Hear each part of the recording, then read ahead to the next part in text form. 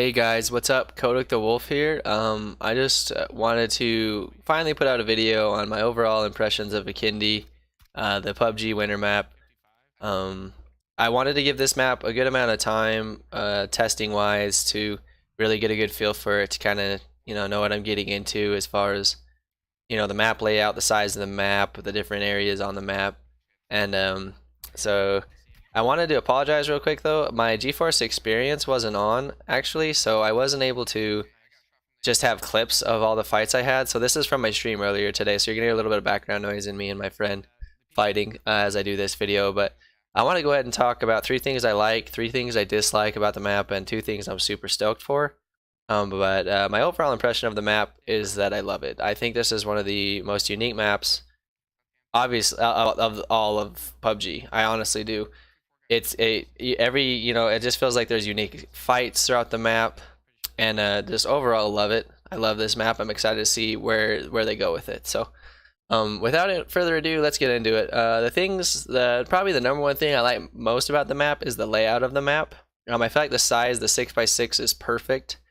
The 6x6 map, it doesn't ever feel like you can't get to the circle. Like even if you don't find a car, you normally can get into the circle on foot. And the size of the first circle is a little smaller, which is a little bit annoying. But once you're in it, it's really easy to push, which is nice. So the layout of the map is really nice, easy to maneuver.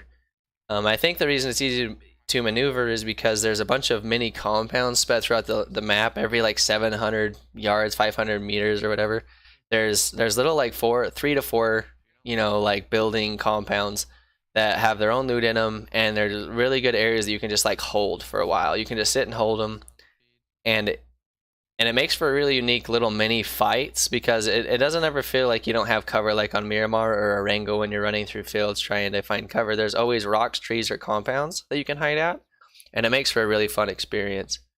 The other thing that I like to tie into number one is the uniqueness of the map. There are so many unique areas on this map, from the Dino Park, castle, coal mine, villa, winery, like all that. The architecture is different in the game, and I think that is phenomenal. Like it doesn't feel like you get the same experience dropping in these areas. A lot of the buildings are different, and a lot of just the art in the map and these different areas are so good. Like it really makes for a unique experience, whereas like Miramar, it feels like a lot of the buildings are copied and pasted. Like it doesn't really get that feel here because of all the uniqueness and the unique areas on the map. And yeah, so that makes for a fun time. The second thing I like the most is the amount of attachments and meds you have on the map.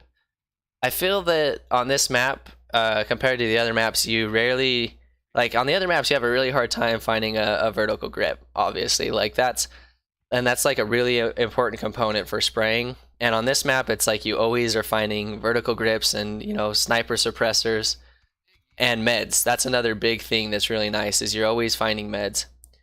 So it never feels like you're at a super disadvantage because of the meds.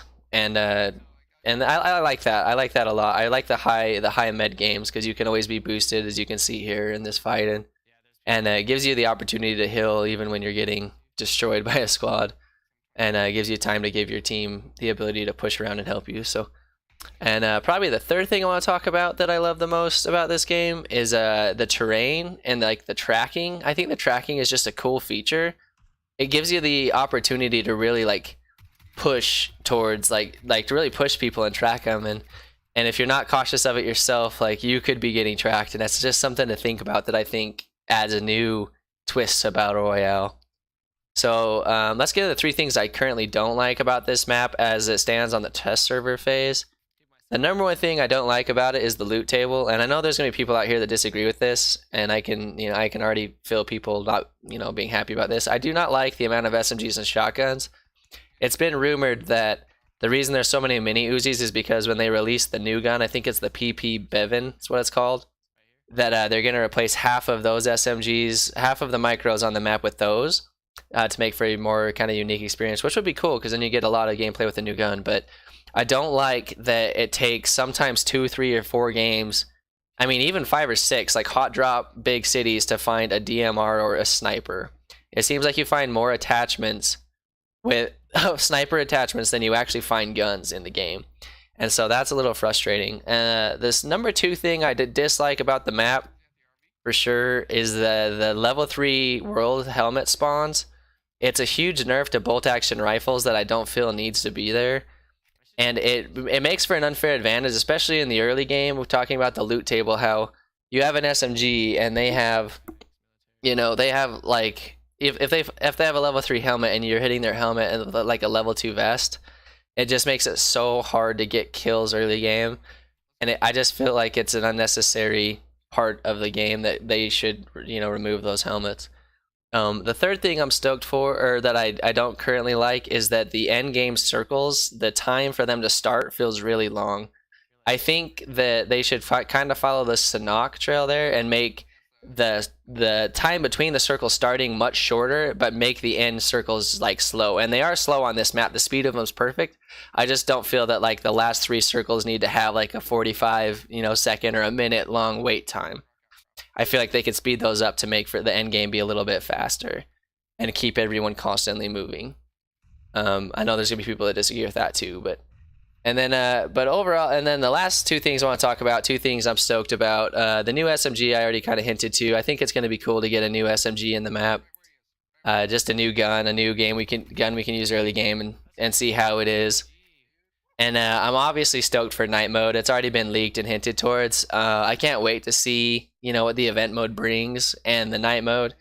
I know they're going to be 2 really, really cool things. They might be the same event. I'm not sure yet, but overall, I think night mode's going to be sick with the lights, the Aurora lights they've leaked and everything. So, but yeah, thanks for watching. Overall, I just want to do a quick video for you guys tonight. These are my overall impressions. Let me know what you think in the comments and if you agree or disagree.